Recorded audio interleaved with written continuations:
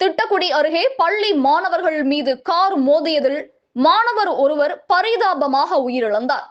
கடலூர் மாவட்டம் திட்டக்குடி அருகே புடையூர் பகுதியில் திருச்சி சென்னை தேசிய நெடுஞ்சாலையை ஒட்டி அரசு மாதிரி பள்ளி செயல்பட்டு வருகின்றது.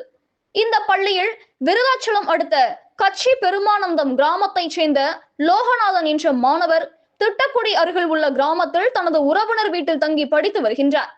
இந்த நிலையில் இன்று மாலை பள்ளி முடித்த பின்னர் 11ஆம் வகுப்பு முடித்து வரும் லோகநாதன் மற்றும் தமிழ்வளவன் என்ற மாணவனும் தேசிய நெடுஞ்சாலையை ஒட்டி நடந்து பேருந்து நிறுத்தத்திற்கு சென்று கொண்டிருந்த பொழுது அந்த வழியாக வேகமாக வந்த கார் ஒன்று மாணவர்கள் இருவரும் மீது மோதியதில் தூக்கி வீசப்பட்ட மாணவர் லோகநாதன் சம்பவ இடத்திலேயே பரிதாபமாக உயிரிழந்தார்.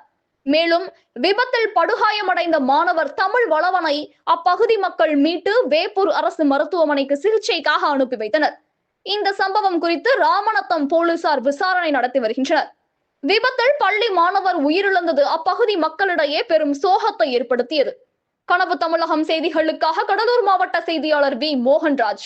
செய்திகள் வாசிப்பவர் ஸ்னேகா பொன்பாலி. நன்றி.